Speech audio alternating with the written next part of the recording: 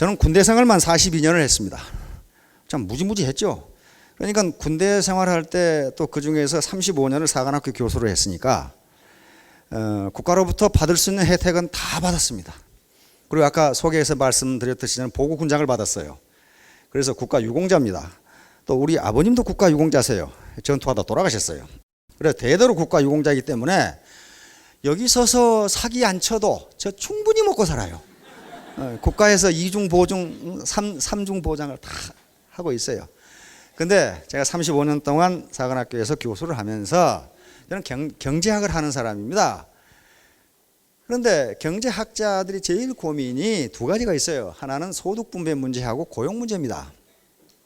현대사회가 될수록 점점 소득 분배가 불평등하게 되고 고용이 안 돼요. 그런데 이 두 가지 문제는요, 동전의 양면처럼 붙어 있어요. 다른 문제가 아니에요. 일자리가 없고 일자리가 불량하니까 소득이 낮은 거예요. 그러면 이 문제를 어떻게 해결할 것이냐? 경제학자들이 맨날 싸워봐야 해답이 안 나와요. 그래서 제가 예편을 하고 있는데 여기 박광일 회장님이 와서 경제연구소장을 해줄 수 없겠느냐 그런 얘기를 했어요. 근데 저도 이 네트워크 마케팅에 대해서 굉장히 인식이 안 좋았기 때문에 아이고 네, 거기 가서 사기 안 쳐도 충분히 먹고 사니까 너나 잘 먹고 잘 살아라 그랬거든요. 근데 하여간 사기 치는 거 아니니까 와서 들어보래요. 그래 저도 여러분들처럼 여기 앉아서 계속 들었어요. 듣고 이거 뭐 하는가 보자. 그러다가 내가 생각하는 그 사기가 아닌데 이래가지고 대전에 저쪽 송리산 석세스에서도 가보고 그래서 이제 이론적으로 이거 옳다 이렇게 생각한 거예요. 옳다. 그렇다면 나를 알고 있는 많은 사람들이 너 왜 그따위 짓 하느냐라고 했을 때도 네가 한번 알아봐라. 나는 내가 하는 일에 대해서 옳다고 생각한다는 자신이 생겼어요. 그래서 여러분들 앞에 이 강의를 하게 된 겁니다. 그런 것이지.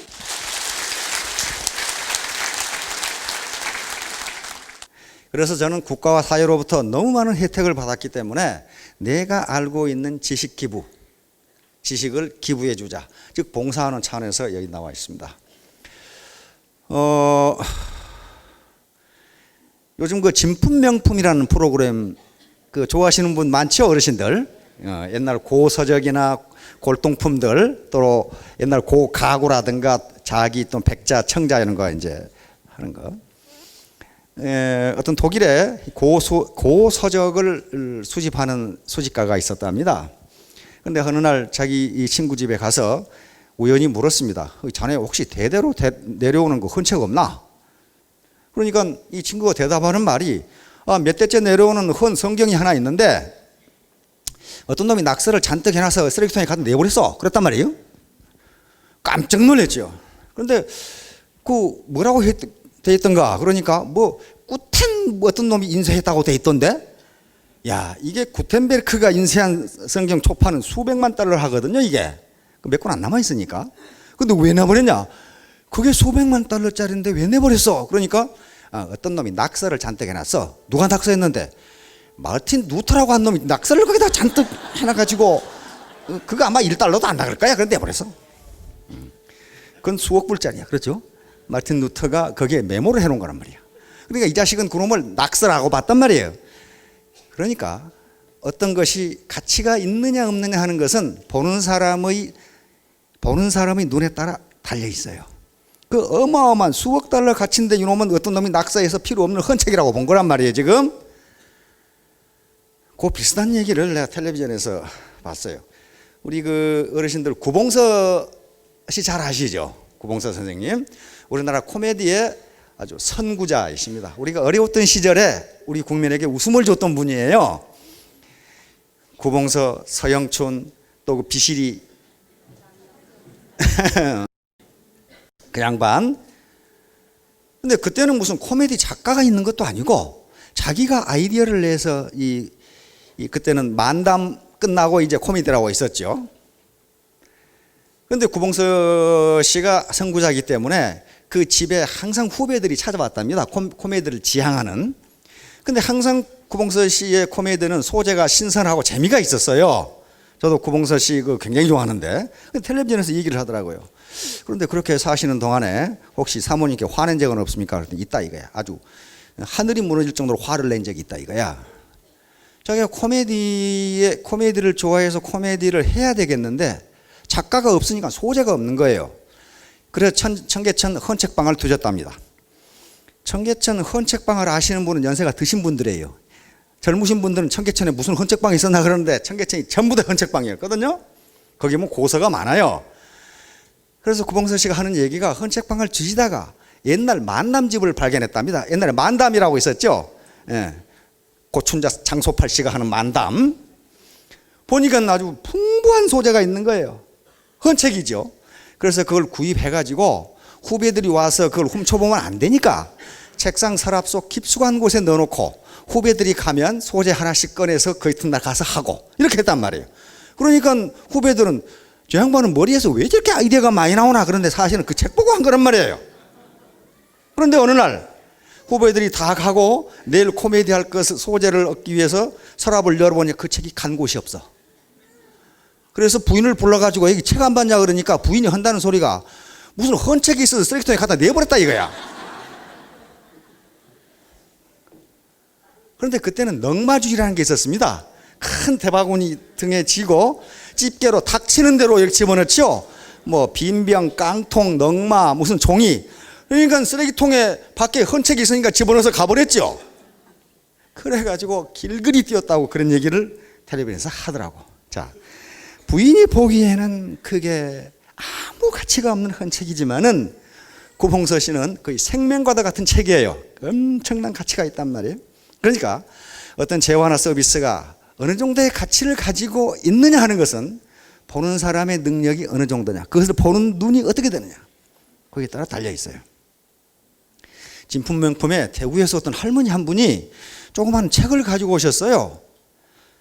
그리고 뭐 감정이원들은 뭐 50만 원, 100만 원 이렇게 적었는데 저도 텔레비전 보고 기절 초풍을 할 뻔했어요. 1억이 넘어 1억이 조그만 책이. 그거 무슨 책이냐 하면은 퇴계 선생이 그 책을 보고 거기다 낙서를 해놨어.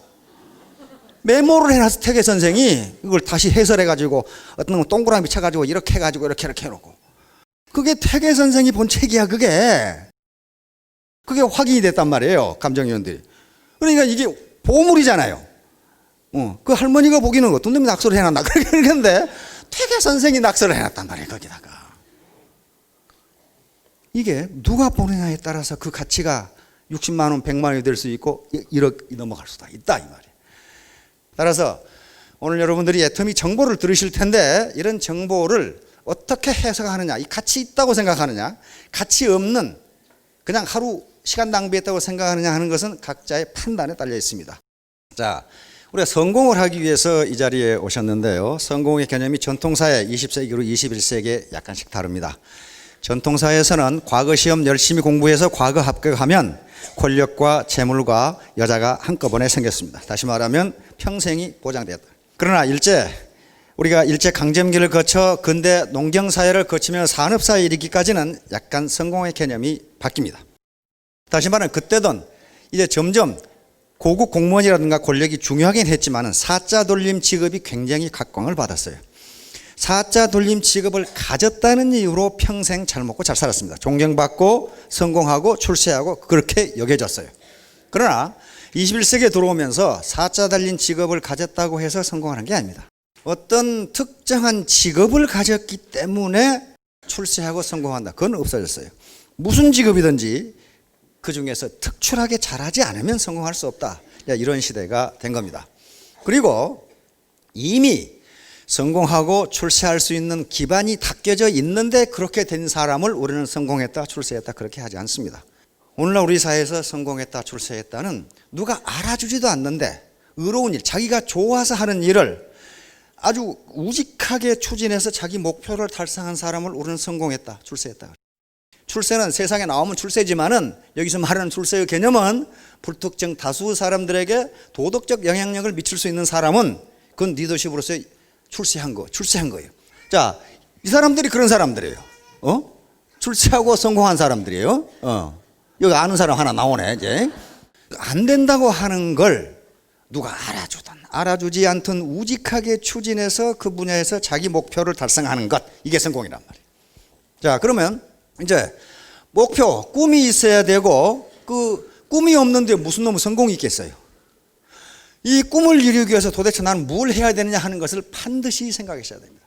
만약에 현재 여러분들의 삶이 만족하지 못하시다면 내가 5년 전에 무슨 꿈을 꾸었던가, 내가 5년 후에는 어떤 사람이 되겠다고 생각했던가, 그게 구체적으로 있었던가 하는 것을 한번 생각해 보시기 바랍니다. 아마 그것이 막연했거나 또는 없었거나 둘 중에 하나일 거예요. 그래서 이제 애터미 쌍기역, 세븐 쌍기역에 대해서 강의를 해가고 있는데 우선 꿈입니다. 꿈이 있어야 되고 이게 깡다고 있어야 됩니다. 이 칼이지, 용기. 용기가 물러 터져가지고는 성공 못해요. 이게. 그 다음에 끈, 네트워크. 지금 네트워크입니다. 네트워크 있어야 되고 꽤 지금 위즈덤에 대해서 계속 지금 강의를 하고 있습니다. 다시 말하면 지혜가 있어야 돼요. 지혜. 오케이, 다음. 그러려면 이제 세 가지 공부를 해야 되는데 공부라고 하면 진저리가 나시는 분들이 있을 거예요. 뭐 수학 공부, 영어 공부, 그것만 생각하시는데 그것도 공부는 공부예요. 공부는 공부인데 우리 조상들이 말하는 공부는 그것이 아니었어요. 공부는, 우리 조상들이 말하는 공부는 그것이 수신이었습니다. 수신. 몸을 닦는 것이었단 말이에요. 수신. 그러니까 머리도 몸이고 마음도 몸이고 우리 육체도 몸이에요. 수신이니까. 그렇죠. 이걸 닦는 거니까 머리 공부, 머리로 하는 지식의 습득이나 지혜의 습득도 공부고, 마음, 다시 말하면 양심이라든가 정직성, 도덕성, 윤리성 또는 내가 반드시 성공하겠다는 결심과 결의, 이것도 공부예요. 머리에 지식이 아무리 많이 들어있어도 마음이 이게 모질지 못하다 하시면 용기가 없다, 결심을 못한다, 뭘 할까 결정을 못한다, 이건 공부가 안 된 사람이에요 지금. 그 다음에 머리 공부와 마음 공부를 했으면 몸으로 뛰어야 됩니다. 엉덩이 붙이고 앉아 있어 가지고는 얻을 수 있는 것은 엉덩이에 땀띠밖에 없어요. 반드시 뛰어야 돼. 몸으로 뛰어야 돼. 이게 세 개가 어우러져야 드디어 성공하고 출세할 수 있다. 자, 오늘 그래서 여기 모여서 여러분들이 하시는 것은 머리 공부와 마음 공부를 하는 겁니다. 그리고 이제 끝나면 몸으로 뛰어야 돼요. 자, 교토상골입니다. 이 교자는 교활할 교자, 그러니까 꾀가 많다 그 말이에요. 이 토자는 요거예요. 이렇게 생겼죠. 토자가 토끼 토자입니다. 석삼자 굴. 그러니까 꽤 많은 토끼는 굴을 3개 판다 그 말이에요. 그래야 죽지 않는다 그 말입니다. 죽지 않는다. 굴 하나 파가지고 보수한테 걸리면 어떡하겠어요? 잡아 죽혀요. 그래서 꽤 많은 토끼는 굴을 3개 판다. 근데 이 교토상골 요게요, 2011년 지난해 현대그룹에 신년 사자성어 했어요. 살 길을 찾자. 근데 금년에 삼성그룹이 요걸 택했어요. 교토상골. 이게 국제경제, 국내 경제가 어렵다, 잘못하면 망한다, 탈출구를 3개를 찾자. 교토상골 요겁니다. 그러면 우리도 이제 굴을 3개를 파야 되겠다. 그래야, 그렇지 않으면 노후가 불행하게 될 가능성이 있다, 그런 말이에요 지금. 자, 현대는 불확실성 시대입니다. 지금 과학이 발전하면 발전할수록, 지금은 이제 농경시대와 산업화 시대를 지나서 현대사회를 지식정보화 시대 또는 창조시대라고 부릅니다. 다시 말하면 창의적인 아이디어가 있지 않고서는 살아남기 힘들다. 기업이든 개인이든 그렇다. 지금 그런 얘기, 국가도 마찬가지입니다. 그러니까 점점 농경시대에서는 세상 변하는 속도가 너무 느리기 때문에 고등학교, 중학교만 졸업해도 평생 지식인으로 살았고 대접받고 살았어요. 대학 졸업하면 항상 뭐 평생 대학 졸업자로 그렇게 살았고, 그러나 지금은 그렇게 되지 않습니다. 내일 무슨 일이 일어날지, 내일 어떤 기업이 망할지, 내일 어떤 기업이 새로 성장할지 알 수가 없어요. 불확실성 시대입니다. 종신고용 시대는 이미 지났습니다. 우리나라도 끝났고 일본에서 먼저 시작됐는데 일본에도 끝났어요. 미국은 이미 끝난 지 오래되고. 그러니까 과거에는 굴이 하나만 있어도 평생 먹고 살았어요. 농사 짓는 사람은 평생 농사를 지었고, 가게하는 사람은 평생 가게를 했고, 기업에 취직한 사람은 평생 거기서 만년 과장이어도 쫓겨나지 않고 정년퇴직까지 했어요.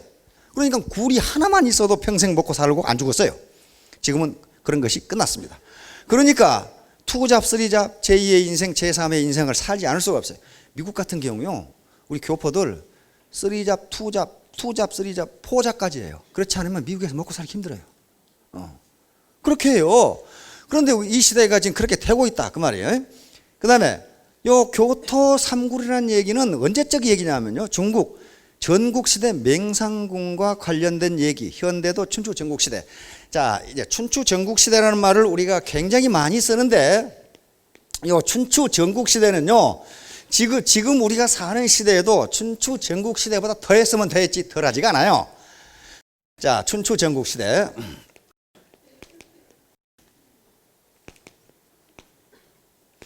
이 춘추 전국시대에 있었던 여러 가지 사람들의 전략이라든가 사상 이런 것들이 현대에도 그대로 적용되고 이때 이 스토리가 가장 많습니다. 그러면 이 춘추 전국시대는 지혜의 창고이고 요 교토 삼굴이라는 것도 전국시대에 있었던 얘기인데 이게 지금 뭔가 하는 얘기예요. 우리는 요 춘추 전국시대가 어떤 시대인가 하는 것을 이 매크로적인 거시적인 그 구도를 알고 있으면 이야기의 실체를 알 수가 있습니다. 자, 춘추 전국시대란 무엇인가? 우선 요 춘추 시대하고 전국 시대는 다릅니다. 이게 이어지는 시대. 춘추 시대는 공자님이 노나라 분인데 노나라의 역사를 썼는데 공자님이 쓰신 이 역사책이 요 춘추 시대를 커버하고 있어요. 그래서 공자님이 쓰신 역사책 제목이 춘추예요. 그래서 이 시대를 춘추 시대라고 부릅니다.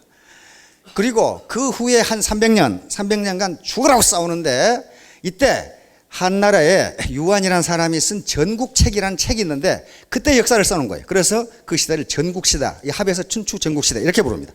그러면 이 시대가 언젠가? 중국의 역사 그러니까 이게 왜 남나라 역사를 하나 하는데 그렇지 않습니다. 이게 황하문명이에요.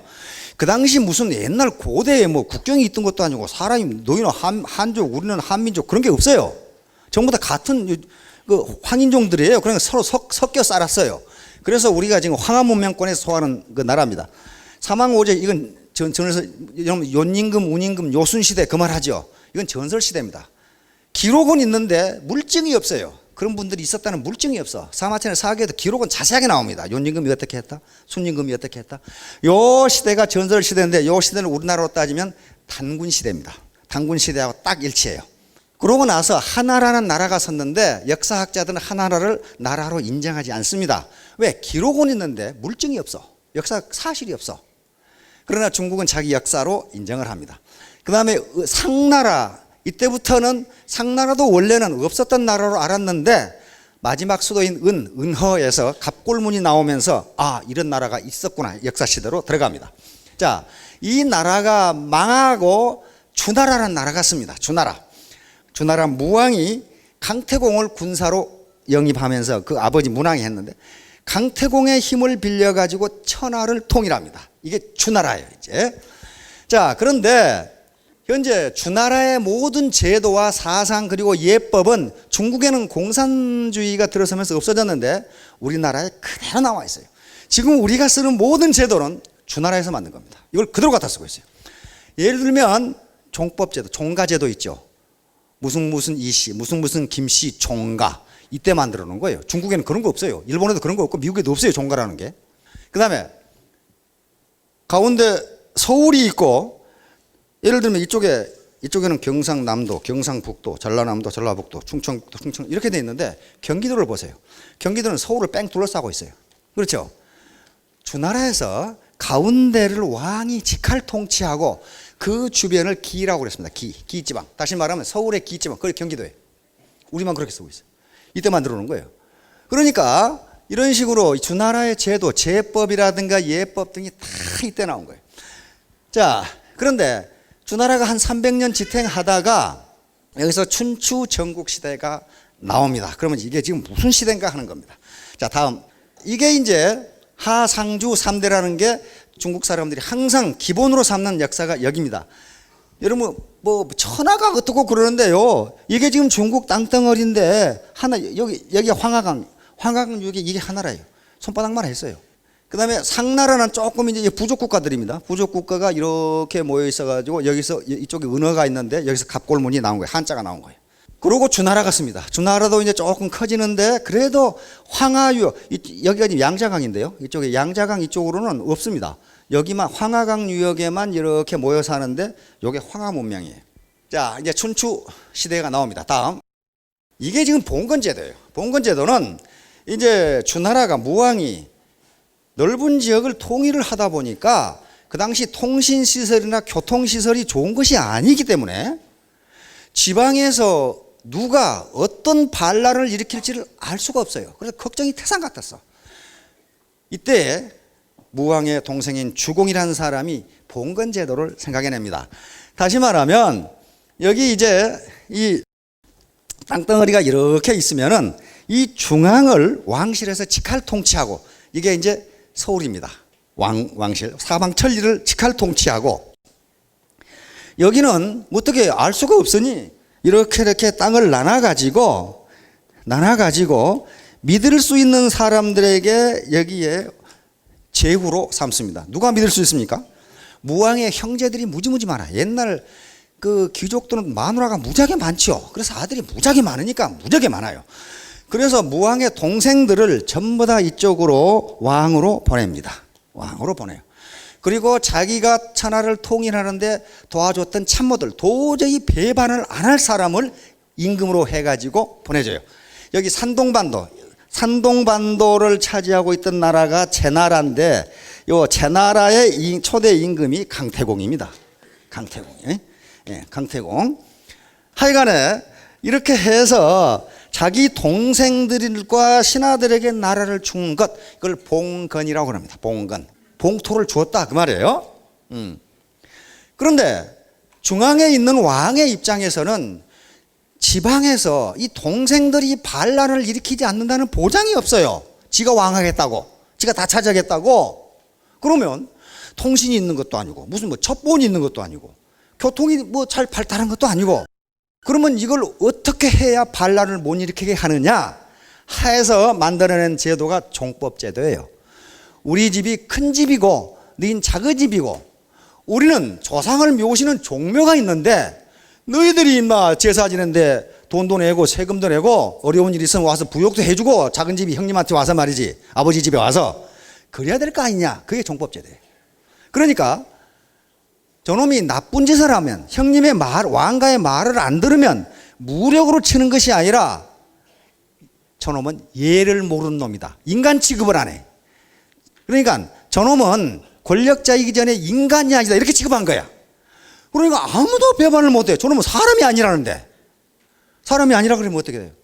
국민들로부터 존경을 못 받아. 그렇죠? 그래서 이 종법제도 가지고 300년을 버팁니다. 그러니까 어떤 권력을, 군사력을 가지고 통치하는 것이 아니라 예라는 걸 가지고 통치를 해. 예.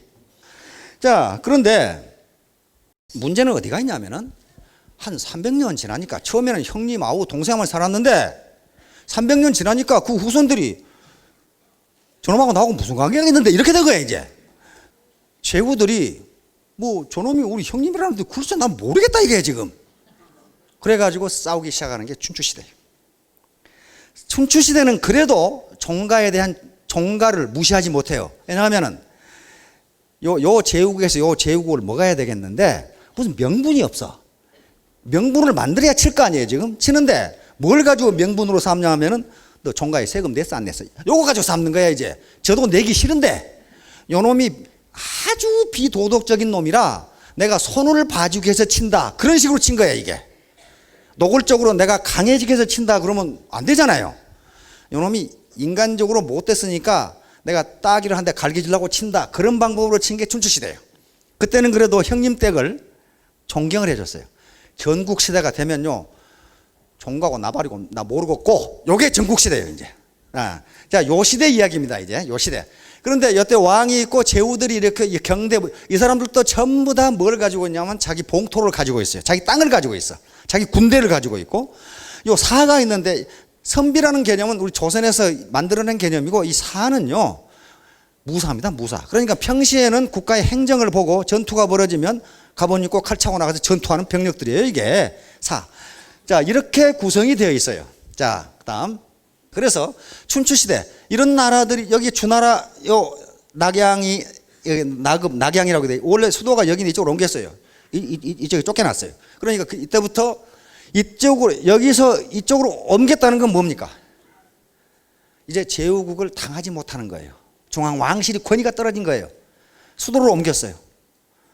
그래서 이때부터를 춘추시대라고 부릅니다. 이제 중앙의 권위가 먹혀 들어가지를 않아. 이제 전국시대 다 망하고 없죠. 춘추시대가 지나면서 하나하나 옆에 놈을 잡아먹어. 힘이 없던 진나라가 커지기 시작해. 진시황 아시죠? 이게 커지기 시작해. 이쪽으로 이렇게 지금 커져요. 이 시대에 요 제나라의 맹상군이라고 하는 사람이 나타난 거예요. 맹상군은 제나라 사람인데요. 맹상군의 아버지는 전영이라고 하는 제나라의 왕손입니다. 제나라의 장군이자 제나라의 재상이었어요. 그냥 제나라 귀족이죠. 제나라 공자예요. 무지무지 잘 살았겠죠. 잘 살면 마누라가 많아.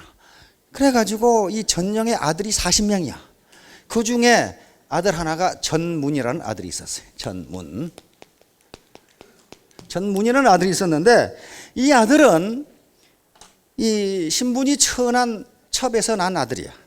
근데 생일이 5월 5일이었어요. 근데 중국의 속설에 생일이 5월 5일인 놈은 그놈이 키가 문에 닿을 정도로 크면 반드시 부모를 해친다. 그렇게 무슨 미신이 있어. 그래가지고 5월 5일 날 전문을 나니까 그 첩에게 저 자식을 키우지 말고 죽이라 그랬어요. 근데 엄마 입장에서 얘를 어떻게 죽입니까? 그렇죠. 그래서 이 엄마가 아들을 전문을 몰래 기르었어요. 몰래 기를 만도 하지요. 아들이 40명이나 되니까 어떤 놈이 그런지 죽었는지 모를 거 아니에요, 지금. 몰래 길렀어요. 그런데 이놈이 장성을 하게 됐어. 장성하게 되니까 그 형들이 많으니까 형들이 그래도 아버지를 한번 만나보고 인사라도 드려야 될 거 아니냐. 아버지를 한 번도 못 봤거든. 그래서 그 어머니하고 아버지한테 가서 인사를 드렸단 말이에요. 형들이 주선해가지고. 그런데 엄마는 어떻게 하겠어요? 사신 한번 떨지요. 여긴 재상이고 이건 첩이야. 그러니까 이 전영이라는 재상이야. 노발대발한 거지. 그래 키우지 말라는데 말이야. 키웠다고. 엄마는 아무 말도 못하죠. 그래 이 전문이 아버지한테 물었어요. 아버님 5월 5일 날 태어난 아들을 왜 키우지 말라고 했습니까? 그러니까 이놈아 전통적으로 5월 5일에 태어난 놈은 그놈의 키가 문에 닿을 만큼 크면 부모를 반드시 해친다고 되어 있다. 그래서 못 키우게 한 거다. 이렇게 대답을 했단 말이에요. 그러니까 전문이 그럼 아버지 인간의 생명은 하늘로부터 받아서 태어나는 겁니까? 문에서 받아 태어난 겁니까? 이렇게 물었단 말이에요. 갑자기 돌변스러운 질문에 전영이 아무 말도 못하고 있으니까 전문이 만약에 하늘로부터 받아서 인간이 태어난다면 생명을 받아 태어난다면 아버님은 걱정하실 필요가 없고 왜냐하면 하늘이 알아서 하실 테니까. 그 다음에 문에서 받아서 태어난다면 문의 높이를 무지무지하게 높이 하면 그 정도 키가 큰 놈은 없을 거 아니냐 그 말이야. 그러면 되는 거지. 그거 들어보니까 그럴듯하거든. 그래서 그 뒤로 이 아들이 아버지를 계속 컨설팅하게 됩니다. 아버지한테 뭐라 했냐면은 저는 뭡니까? 내 아들이지. 내 아들은 아버지한테 뭡니까? 손자지. 그 손자의 아들은 뭡니까? 현손이지. 그 현손의 아들은 또 뭡니까? 이러면 아이가 내가 어떻게 알아? 그랬단 말이에요. 그러니까 전문이 아버님 보십시오. 아버님의 재산은 창고에 금은보화가 넘쳐나고 저쪽 궁궐에는 아름다운 미녀가 넘쳐나고 가축이 넘쳐나는데 백성들은 지금 헐벗고 있습니다. 선비들은 전부 굶주리고 있습니다. 아버님이 장군을 했고 이 나라 재상을 했는데 이 제나라의 땅을 한 평이라도 넓혔습니까? 그것은 뭐 때문에 그러느냐? 아버님 밑에 인재가 없기 때문에 그렇습니다. 이렇게 된 거야. 그러니까 그 전영 저 재상이 들어보니까 그 맞는 얘기야. 지금 자기는 잘 먹고 잘 사는데 백성들이 지금 힘들단 말이야. 그래서 이 전문한테 자기 전문을 자기 후계자로 삼고 빈객들을 대우하도록 합니다. 그러니까 이분이 바로 맹상군이라는 사람이에요. 이 사람이 이렇게 많은 빈객들을 식객들을 아주 그 신분에 관계없이 대접한다는 소문이 드니까 전국에서 인재들이 구름같이 몰려들었어요. 사기에는 3,000명이라고 되어 있습니다. 그런데 이런 식으로 맹상군이 현명하고 그 다음에 덕망이 있다는 소문이 나니까 앞에 전국시대 진나라부터 시작해서 각 나라 임금들이 맹상군을 자기의 재상으로 쓰려고 합니다. 근데 그때 이쪽에 그 전국시대 가장 강한 나라가 진나라였어요. 진나라 소왕이라는 사람이 맹상군을 불렀어요. 우리나라에 와서 재상을 좀 하게. 다시 말하면 오늘날 같은 국무총리를 시켜주겠다 이게 지금. 그래서 두 번째 불러서 맹상군이 진나라에 가자. 소왕은 국무총리를 하라고 재상을 하라고 재상으로 임명을 합니다. 근데 임명을 하면은 어떻게 됩니까? 그 옆에 붙어 있는 놈 중에 재상을 하고 싶은 놈이 있는데 그 놈이 또 모함을 하죠. 소왕한테 소삭소삭 그랬어요. 폐하, 저놈은 근본적으로 제 나라 놈이기 때문에 제 나라하고 진 나라하고 이익 충돌이 생기면 제 나라 편을 들 겁니다. 그러면 진 나라가 손해를 봐가지고 진 나라가 망합니다. 자식을 죽이십시오. 소왕이 들어보니까 그럴듯하거든. 그래서 당장 이 자식을 잡아가지고 감옥에 가둬가지고 내일 죽여버리려고 이제 감옥에 가다 놨어요. 이거 큰일 났잖아 이거. 큰일 났잖아 이거. 도망가야 되는데 저놈을 살려두면 안 된다 이게. 살려두면 어디 가서 재상을 하면 그 나라가 강해져가지고 우리가 망한다 이거야 지금. 그러니까 이놈을 죽이라 이게. 그리고 소왕이 들어보니까 그럴 것 같아. 이게 큰일 났어요. 그런데 항상 거기에 누가 끼어드느냐? 여자가 끼어들어요.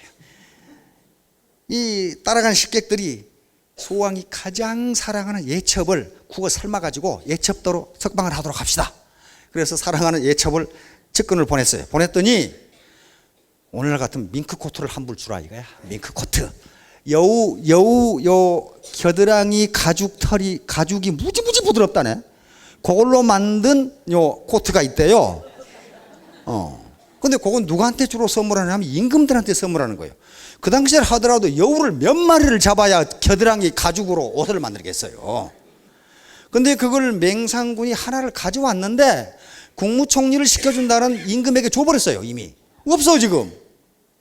그래서 먹물개나 먹었다는 유식한 이 식객들한테 수행원들한테 그거 어떻게 했으면 좋겠냐. 방법이 어떻게 하겠어요.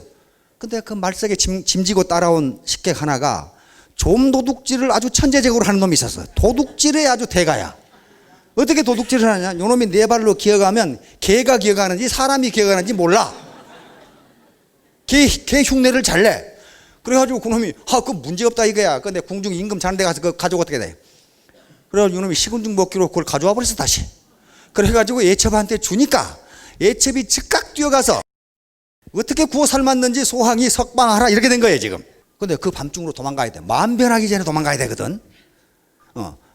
근데 국경 관문을 통과해야 되잖아요. 통과를 하면 통행증이 있어야 되는데 또 통행증 위조의 전문가가 있었어 거기 이제 수행원 중에. 통행증을 위조해가지고 함곡간이라고 하는 관문을 넘어야 국경을 넘게 됩니다. 함곡간은 굉장히 험한 중국에서 가장 유명한 관문 중에 하나죠. 함곡간. 양쪽으로 이렇게 벼랑이 아주 낭떠러지가 이렇게 있고 여기에 골짜기가 8km가 되는데 여기에 관문이 있단 말이에요. 그러니까 도망을 못 가 여기를 막아버리면. 그런데 함곡간에 도달을 했는데 소왕은 이미 저 자식을 죽여야 하는데 하고 있다가 감옥에 가보니까 도망가고 없어. 그러니까 추격들이 쫓아오고 있는 게 잡아 죽이려고 지금. 그런데 함곡간이 문을 열어야 되는데 문을 언제 여냐 하면 닭이 울 때 문을 열게 돼 있어요. 근데 밤중에 무슨 놈의 닭이 울어. 그런데 수행원 중에 닭 울음소리를 기가 막히게 내는 놈이 또 한 놈이 있었단 말이에요. 그 놈이 닭 울음소리를 내니까 동네 닭들이 놀래가지고 죄다 울어제껴 이제. 그러니까 이 문지기가 새벽 된 줄 알고 문을 열어버려서 그래서 도망갔어요. 이것이 소위 유명한 계명구도라고 하는 겁니다. 개 흉내를 내서 도둑질을 한다 그 말이에요. 이게 사자성어가 맹상군에서 나왔어요. 이 말은 무슨 말이냐 하면요, 이 좀도둑하고 닭울음소리 잘 내는 요 형편없는 놈들을 맹상군이 식객으로 잘 대접을 하니까 먹물개나 먹은 선비들이 뭐 저런 무식한 놈들을 식객으로 대접하느냐 말이야. 그리고 같이 밥도 안 먹으려고 그래서. 근데 맹상군이 죽을 위기에 처했을 때 맹상군을 구한 사람은 선비들이 아니라 이 사람들이었어요.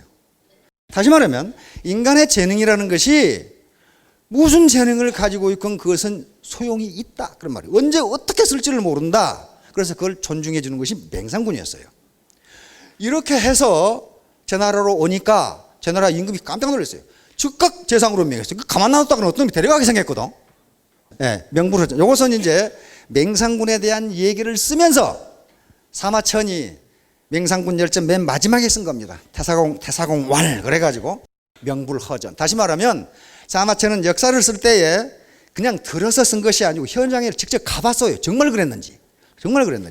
그래서 맹상군의 봉지인 설당을 가보니까 아이고 이게 막 깡패들도 많고 건달이 많아 이놈의 땅이. 그래서 이 어르신들은 노인들한테 물어봤어. 왜 이렇게 깡패가 많냐 이게. 건달이 많고 거친 놈이 많아. 어르신이 대답하는 말이 맹상군이 식객들을 좋아해서 아무나 동등하게 대우했기 때문에 전국의 건달들이 다 모여들었다 이게 여기. 그래서 그 후손들이 살아서 이렇게 건달들이 많다 이게 지금. 그래서 사마천이 맨 끝에다 명불허의, 즉 맹상군이 식객을 잘 대접했다는 게 헛된 전달이 아니었구나 그 말을 쓴 거예요. 그래 오늘날 우리가 쓰는 명불허전이라는 말이 여기서 나온 거예요. 자 다음, 자 교토상구. 자 그렇게 이제 재상이 돼 가지고 식객들을 계속 대접을 하는데 하루는 거지 같은 식객이 하나 왔어요. 그런데 식객이 오면 항상 맹상군 자기가 면담을 했어. 면담을 하고 병풍 뒤에 기록관이 있어가지고 그 식객의 주소를 반드시 적어놨어요. 그 집을 도와주기 위해서. 그런데 식객이 왔는데 완전히 거지 같은 놈인데 자네는 뭘 잘하나? 그러니까 잘하는 거 없습니다. 이렇게 되단 말이에요. 뭘 좋아하는데 좋아하는 거 없습니다. 이렇게 되단 말이에요. 그래서 숙사가 A, B, C 등급이 있는데 C 등급 숙사에 보냈어요. C 등급 숙사는 채소만 나오는, 식사가 채소만 먹는 그런 이제 기숙사입니다. 그러니 이놈이 밥을 먹다가 불평을 해. 고기 안 주냐 이게. 이 거지가 불평을 해. 그러니까 맹상군이 B급으로 옮겨졌어요. B급은 뭐냐면 고기 반찬이 나오는 기숙사예요. 고기 반찬으로 나오는 기숙사로 옮겼는데 또 불평을 해. 왜 자가용 안 주냐 이거야. 다시 말하면 내 출입할 때 왜 술에 안 주냐 이게 술에. 그러니까 고기도 먹고 자가용도 줘야 돼. 자가용 안 준다 이거야. 그러니까 맹상군이 다시 A급 기숙사로 옮겨졌어요. A급 기숙사는 고기 반찬에 자가용과 술에까지 나오는 이제 기숙사예요. 이제 불평이 없겠지 했는데 웬걸 왜 집을 안 주냐 이거야 집을. 그래서 이게 무슨 분명히 곡절이 있겠다 싶어서 그 주소를 가보니까 노모가 가난하게 살고 있어. 그래서 그 노모에게 생필품을 대주고 쌀을 대주고 하니까 그때부터 불평이 없어. 그러니까 노모 때문에 지금 그렇게 한 거예요 지금. 자 그런데 한 1년이 그냥 쑥 지났어요. 무사히 그냥 그 사람이 풍환이라는 사람인데 전국 책에는 풍헌 그렇게 나오고 풍환 똑같은 사람입니다. 그런데 이게 식객이 하도 많으니까 설이라는 봉지에서 받은 세금만 가지고는 식객을 다 먹일 수가 없어 맹상군이. 그러니까 자기 봉지에 돈놀이를 했어요. 돈을 빌려주고 이자를 받았다. 고리 때 이자를 했단 말이에요. 아니 근데 돈을 빌려준 지 1년이 지났는데 어떤 놈이 원리금은 그냥 이자도 안 갚아. 그러니까 누가 가서 돈 좀 받아오라고 그러니까 드디어 이 거지가 나서 내가 받아온다 이게 내가. 그러니까 뭐 달리 간다는 놈도 없고 그래서 그놈이 간다고 그러니까 차용증을 전부 주면서 이 돈 받아오라 이렇게. 그래서 뭘 사올까요? 그러니까 이 집에 없는 걸 사오라고 이제 그렇게 하고 이제 그놈이 간 거예요. 갔는데 부자들한테 아주 큰 부자들도 있었기 때문에 부자들한테는 이자를 받아가지고 가난한 사람들은 이자는커녕 지금 아무것도 낼 형편이 못 되잖아요 지금. 그래서 부자들한테 이자를 받아가지고 그 돈을 가져온 게 아니고 거기서 술을 빚고 소를 잡아가지고 잔치를 벌렸어요 그냥. 이거 우리 주인께서 이렇게 하라고 그랬다고 그냥 큰 잔치를 벌여요. 그리고 부자들한테는 언제까지 원금 갚아라 이렇게 해놓고 가난한 사람들은 그 차용증을 전부 불태워 버렸어요. 다시 말하면 우리 주인이 이렇게 하라 그랬다 이거야. 주인은 저기서 노발대발을 하고 있는 거지. 지금 이 자식이 돈 받아오라고 했더니 차용증을 다 태워버렸어요 지금. 다 태워버리고 돈을 한 푼도 안 가지고 술 파티를 벌여버린 거예요 지금 거기서. 그러나 와서 왜 그렇게 됐느냐. 그래서 맹상군에게 이 풍안이 설명을 합니다. 일국의 재상인데 그 백성이 재상님의 이 식구들이나 같은 사람인데 그 사람들에 대해서 생각해 본 적이 있느냐 이게. 지금 호지책이 어려운 사람들이 있는데 거기서 돈 벌어가지고 여기서 식객 먹인다는 게 말이 되겠냐 이런 얘기를 한 거야. 그럼 자네 뭐 싸웠냐 그랬더니 이 집에 창고에는 금은보화가 가득하고 뒤채에는 미녀들이 가득한데 이 집에 없는 것이 의밖에 없는 것은 의입니다. 의로움이란 게 없어서 그걸 사왔습니다. 그런 거야 이제. 그래가지고 또 1년 지났어요. 그냥 꼴꼴꼴 웃고 말았는데 1년 지났는데 그 민왕이라는 제나라 왕이 요 맹상군을 재상에서 해임시켜 버렸어요. 왜냐하면 왕은 밑에 사람이 너무 백성들부터 존경을 받고 능력이 있으면은 그걸 죽입니다. 반드시 죽여. 난세에는 똑똑한 놈이 필요한데 치세가 되면은 무지무지 멍청하고 말 잘 듣는 놈이 제일 좋아요. 그래서 고래로 왕들은 밑에 똑똑한 신하가 나오면 반드시 뭔가 뒤집어 씌워서 죽였어요. 맹상군이 그 위기에 처해 있습니다. 그래서 풍한이 그 식객은 다 떠나고 먹을 것이 없잖아요. 권력도 없어져 버렸잖아요. 이거 죽게 생겼거든. 그래서 풍한이 설당으로 가십시다. 설당에 가니까 백성들이 우리 맹상군 대가 모신다고 난리 법석이야. 뭐 그때 통신이 있고 뭐 신문이 있는 것이 아니까 사실은 이랬다 그런 것이 아니거든. 하여간 주인이 그랬다고 해서 주인이 우리 맹상군 영감이 차용증 다 불태워버리고 잔치해 주라고 해서 해줬다. 그러니까 그쪽 백성들은 그런 줄 알죠. 그러니까 맹상군이 온다고 그러니까 200, 200까지 나와가지고 맹상군 만세를 부른 거야. 그러니까 맹상군이 풍한에게 하는 얘기가 자네가 사왔다는 의가 이거라는 걸 이제 알았네. 그랬단 말이에요. 근데 맹상군이 이제 굴 하나 팠습니다. 그런데 앞으로 굴을 두 개를 더 파지 않으면 주인께서는 잡아 죽습니다. 살지 못합니다. 그런다. 앞으로 제가 굴을 2개 더 파겠습니다. 하나는 팠다 얘기야. 지금 이 옛날에 파놨죠. 이쪽에 지금 몸을 의탁할 곳을 만들어 놨어요. 백성들이 배쳐가지 않아 거기 가면. 저놈 죽여라 안 그런단 말이에요 지금. 그래서 금은보와 맹상군이 가지고 있는 살림살이를 다 싣고 옆에 있는 제후 양나라로 가가지고 양나라 임금에게 풍한이 맹상군이 지금 해임됐는데 이 사람을 맨 먼저 재상으로 등용한 나라가 천하를 차지할 겁니다. 안 그래도 지금 양나라의 해왕도 맹상군을 재상으로 삼고 싶은데 금 500근을 가져와서 그러면서 맹상군을 이제 빨리 모셔오십시오. 이렇게 된 거야 이제. 그래가지고 금 1000근에다가 가득 보물을 싣고 맹상군한테 갔어요. 갔는데 풍한은 먼저 와가지고 오면은 반드시 거절하십시오. 이렇게 된 거예요 이제. 3번 이상 계속 거절하라고 그랬단 말이에요. 그러니까 어떻게 됩니까? 금은보화가 점점 많아져. 아이고 적어서 그런가 보다. 그러면 국경을 통과할 때 그 제나라 임금에게 보고가 되겠죠. 양나라에서 보물을 싣고 가서 맹상군을 모셔가려고 그럽니다. 이게 첩보가 들어가겠죠 왕에게. 그러니까 민왕이 깜짝 놀라가지고 저 자식을 뺏겼다가는 큰일 나겠다 싶어가지고 다시 재상으로 고용을 합니다. 그러면서 봉지를 더 주고 보물을 더 줘요. 이제 굴 2개 팠습니다. 그런데 굴 2개만 가지고는 곧 죽습니다. 하나를 더 파야 됩니다. 3개가 있어야 삽니다. 그 무슨 굴? 그건 내가 알아서 팔 거니까. 조금 불민한 임금의 민왕을 풍한이 설득을 해가지고 제나라의 종묘를 맹상군의 영지에다 건설하도록 만듭니다. 종묘. 서울 가면 종묘 있죠. 역대 임금의 위패를 모시는 사당이야. 그러니까 종묘가 있는 것을 어떤 놈이 군대가 간다. 그러면 대역죄로 맞아 죽거든. 그러니까 아무도 종묘가 있는 땅은 쳐들어가지를 못해요. 그래서 종묘를 맹상군의 영지에 만듭니다. 그것이 끝나자 풍한은 맹상군에게 이제 굴 3개 다 팠습니다. 이제 고침 높은 베개를 베고 편하게 주무셔도 간섭하는 놈이 없을 겁니다. 그 뒤로 맹상군은 수십 년 재상을 했는데 아무도 간섭하는 놈이 없어. 그걸 누가 지금 조상의 이 제나라 임금님들의 역대 임금님들의 위패가 모셔진 종묘 있는데 어떤 놈이 쳐들어오겠어. 자, 이와 같이 현대 사회도 불확실성 시대, 춘추 전국 시대와 같은 시대라고 본다면 굴 3개는 있어야 아마 살아남으실 겁니다. 지금까지 여러분들은 굴 1개 파왔죠? 지금까지 해온 것이 굴 하나예요. 그것 가지고 지금까지 살아남으셨잖아요. 어떤 건 살아남았어요. 안 죽고 살아남았어. 그 굴이 지금 그 역할을 해준 거거든요. 뭐 회사에 있었건 구멍가게를 했건 뭐 미장원을 했건 노래방을 했건 하여간 그거 가지고 그 굴 속에서 살아왔어요. 근데 그게 잘 안 돼. 굴 2개를 더 파야 되는데 1개는 지금 국가에서 파고 있어요. 국민연금. 그거 파고 있어요. 근데 좀 굴이 좀 작아 그게. 그것만 가지고 목숨을 이 안전이 보장이 안 돼요. 그러면 굴을 하나 더 파셔야 됐는데 제가 생각하는 굴 하나는 애터미 굴을 파서 여기서 팔만한 것인지를 한번 생각해 보시라 그 말이에요 지금.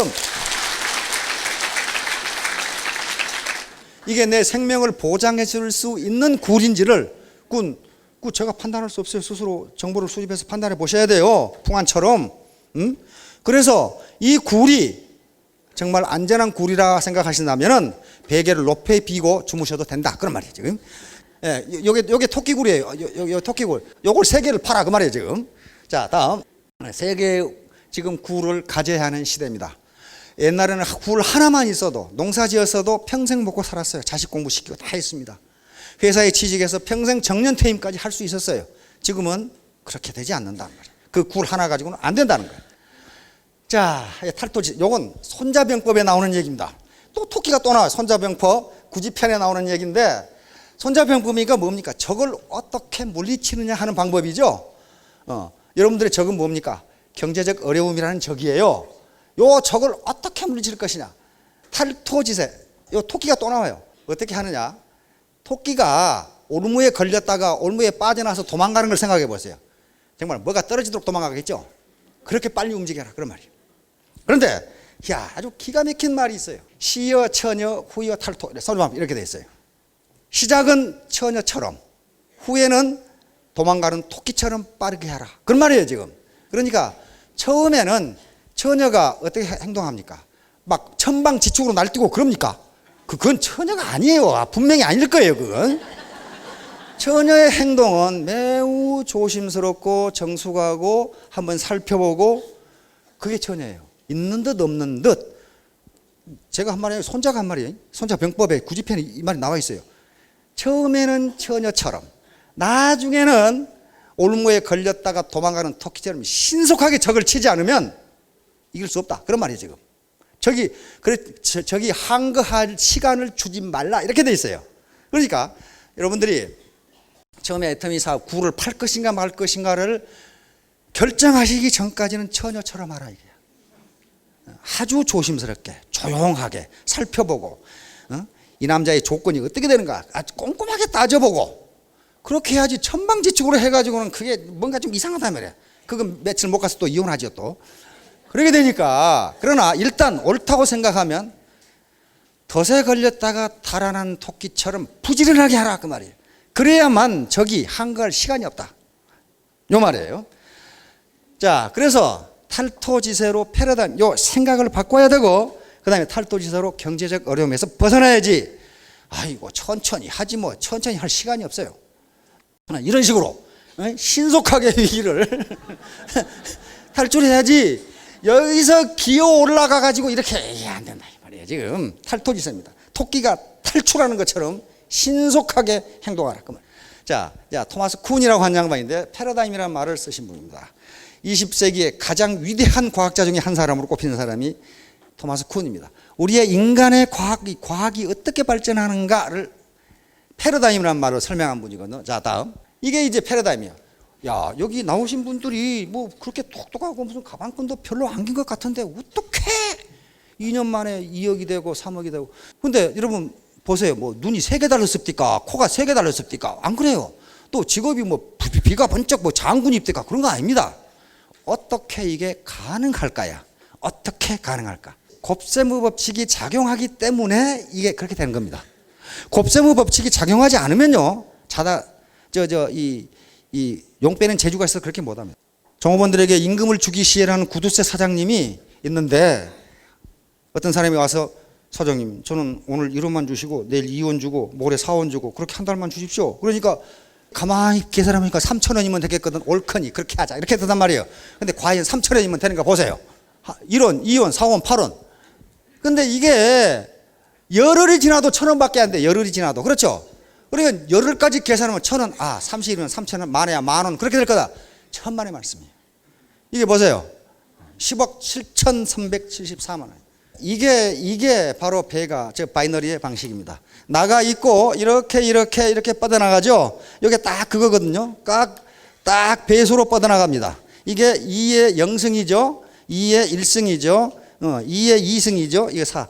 이런 식으로 뻗어나가서 30단계를 나가면요. 억이 넘는다. 그 말이에요. 그러면 이게 가능하려면 어떻게 되냐면요.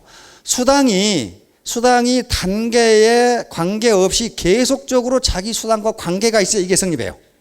몇 단계, 10단계에서 끊어버리면 1,000원밖에 안 나와요. 그러잖아요. 그래서 거의 대부분 아마 네트워크는 10단계에서 끝나버릴 겁니다. 근데 애터미만 특별하게 1000단계가 넘어도 그냥 주기로 돼 있어요. 그러니까 이게 가능해요. 안 그러면 불가능합니다. 자, 다음. 이런 복사지를 50번 접으면 얼마나 될 것인가? 50번 접어보세요. 그게 태양까지의 거리입니다. 1억 1258만 킬로미터예요. 51번을 접으면요, 태양에서 지구의 태양까지 갔다가 다시 돌아와요. 그 거리예요.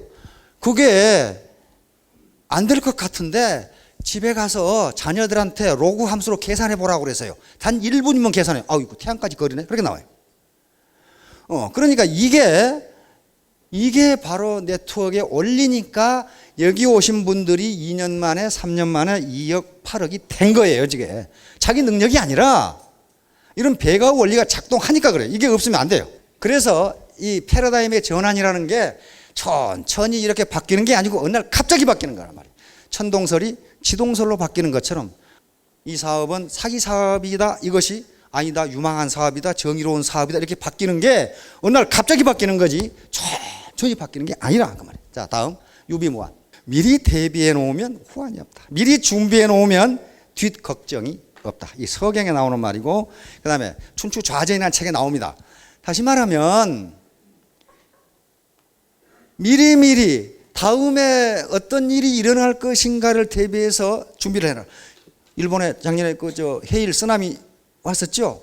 근데 피해를 전혀 안 입은 마을들이 몇 군데 있었다 그래 신문에서 봤어요. 누가 잘했느냐? 촌장님들이 잘했어요. 촌장님들이 계속 주민들이 반대하는데 역사적으로 보면은 방파제 높이가 몇 메타 이상은 돼야 된다. 다른 모든 사람들은 그거 낭비다. 언제 그런 게 오느냐. 근데 그게 온 거예요 지금. 그래서 그 말을 한 사람도 안 죽였어요. 이게 유비무환이에요. 유비무환. 막무가내로 해서는 안 된다. 그래서 현대인들도 유비무환의 태도가 필요하다. 왜 지금 불확실성의 시대이기 때문에 다음에 어떻게 될지 알 수가 없다. 그런 말이에요 지금. 미리 대비를 해야 된다. 즉 구를 하나 더 파둬야 된다. 그 말. 야, 거한 사이 편하게 살 때에 위기를 생각하라 그 말이에요 이거. 요 편안하게 지금 편안하게 안 사실 텐데 요걸 다시 해석하면요. 그래도 사지 멀쩡하고 움직일 수 있을 때 노후를 생각하라 그 말이에요. 그때 대비해 놓지 않으면 나중에 기동이 불편해지고 아프게 되면 이거 낭패라 그 말이에요. 지금 움직일 수 있을 때, 편안할 때, 내 육신을 내가 움직일 수 있을 때, 내가 위기는 언제입니까? 아프거나 경제적 어려움이 닥칠 때 어떻게 할 것이냐. 자, 거한 사이. 자, 다음 선적죄인. 먼저 선수를 치면 다른 사람을 제압할 수 있다. 그 말이에요. 먼저 선수를 치면 다른 사람을 제압할 수 있지만은 다른 사람이 네가 꿈을 그리고 있고 다른 사람이 선수를 치면 너는 그 사람에게 제압당한다. 이렇게 나와 있어요.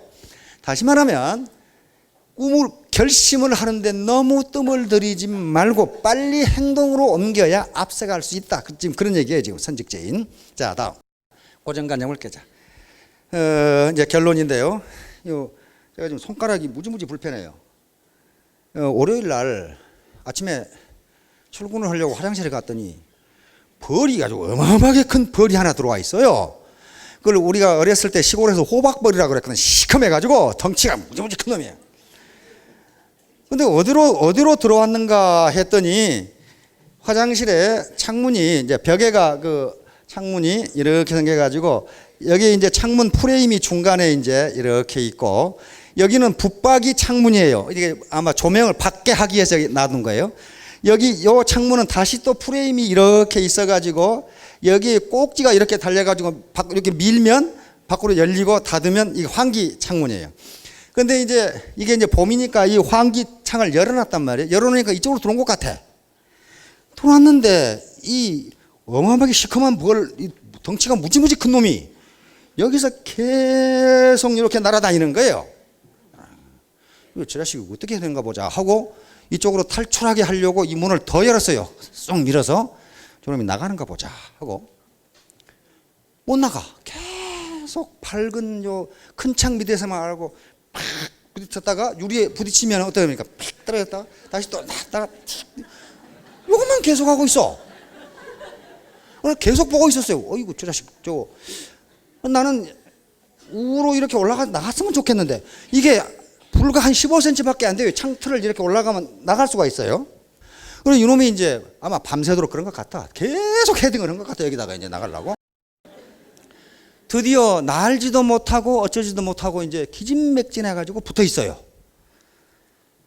그래서 내가 그건 인도주의가 아니고 자연보호라고 그럴까? 그래서 그래도 옛날에 내가 벌을 몇 번 쏘아봐서 벌 쏘면 무지무지 아프다는 걸 알거든요. 그래서 등산용 장갑을 끼고 이 자식을 잡아서 창문으로 하려고 이렇게 잡았는데 이 자식이 여기를 쏘아버렸어. 이게 아주 지금 그래서 이게 이렇게 붙는 거야. 이제 이게 손가락에 통통 무지무지 아프거든요. 그거 쏘면. 그러나 그 아픔을 무릅쓰고 그걸 잡아서 탈출을 시켜줬어요, 밖으로. 자, 그런데 왜 이런 현상이 나타나느냐? 벌의 고정관념 때문에 그렇습니다.